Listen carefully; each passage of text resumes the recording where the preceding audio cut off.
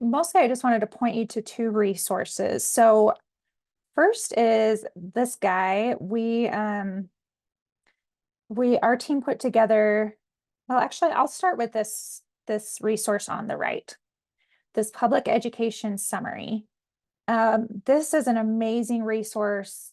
There are, you know, dozens of USB staff members that work tirelessly to put this together every year after the legislative session ends. So I just wanted to point you to this. So basically what they do is um, they identify bills that have an impact on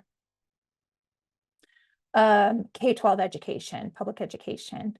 And they put together this, beautiful PDF that kind of helps people like you understand what bills have passed in the most recent legislative session. So for example, this page has a quick guide to some funding increases, which is always of interest. Here's some information about appropriation.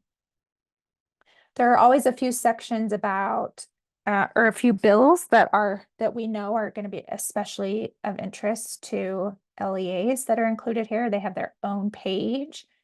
The bill that Melissa just talked about is one of those. Let's see, where is it? School safety amendment. So it has its own page. And then there's a section way down here. Oops, I'm sorry. House bills passed and Senate bills passed. This is an amazing resource that I really encourage you to check out.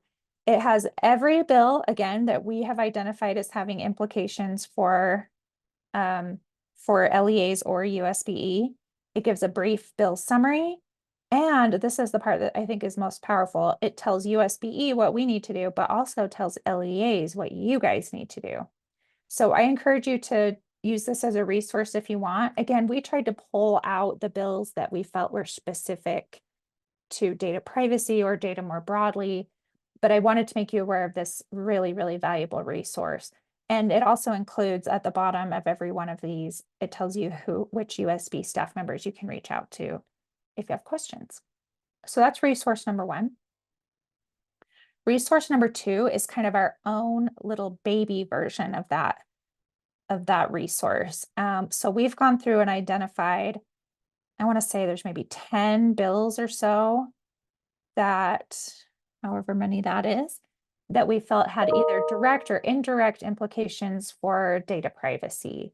And we threw those in here. So we've identified the key points of each bill that is of relevance, as well as action that we've identified as being required by LEAs. In a lot of cases, this very closely mirrors the language in that other resource I showed you, but in some cases, we've taken the liberty to kind of flesh out this a little bit more thoroughly. So you might want to look at both that other document and this one. We've broken it down by the four primary bills that we felt were most impactful to you as LEAs this year from a privacy perspective. You'll notice that these first three are the ones that we talked about today. And this one I will talk about ever so briefly in just a moment. All of these other ones have only sort of like tangential impact, but are probably still good to be made aware of. For example, this Children's Device Protection Act is an interesting one. It requires a manufacturer of a tablet or smartphone to automatically enable a filter on the device. The goal is to protect the students from social media harms. So the action we identified is mostly just for your awareness. And then also just making technology directors aware that you may need to disable pre-shipped filters on devices before installing your own. So that's an example of these sort of like tangentially related bills.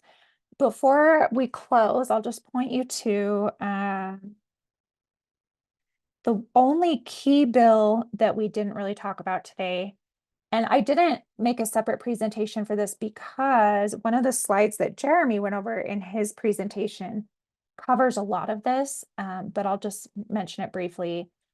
You may remember that last year there was a bill, I want to say it was like SB 65 or something like that, that created the Utah Cyber Center. And it had this provision in place that said, hey, you guys can't use .org domains anymore. Every government entity, including school districts, is supposed to have either a .gov or a .edu domain. And immediately people were like, that's not possible because the people who manage the .edu domains only allow them for higher education.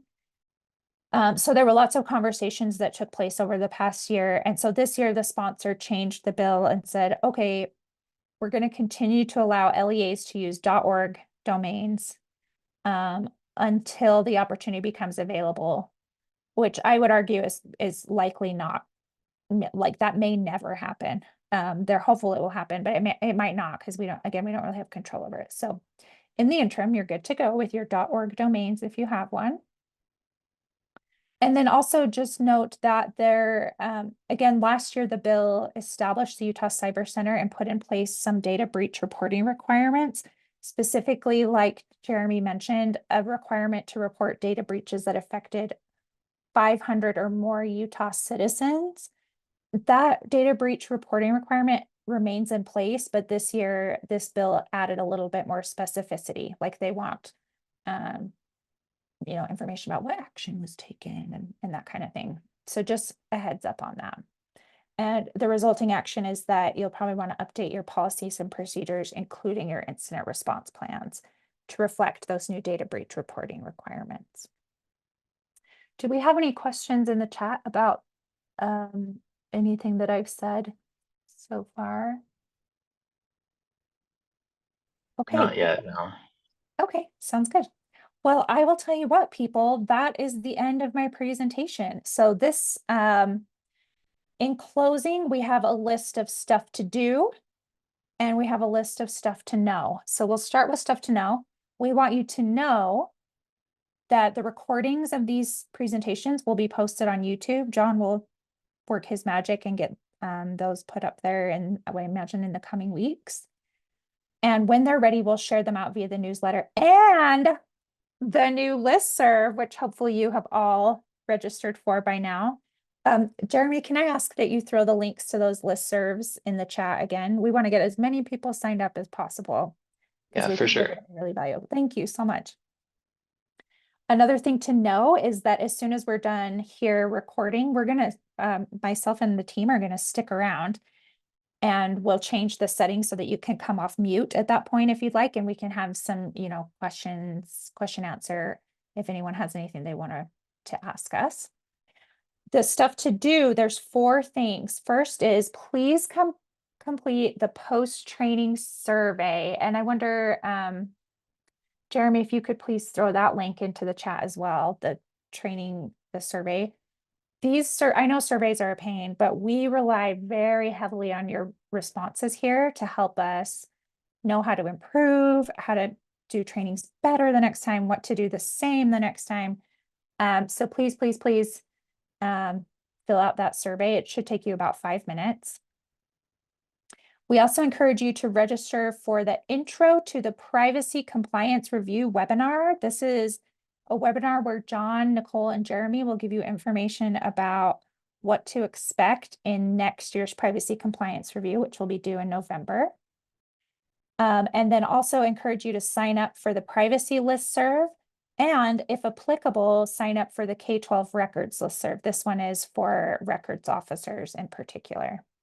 And then as always, thank you. You guys are amazing. We love our opportunities to interact with you. And we always invite you to reach out if you have any questions or anything that we can help out with. We love, love, love to help.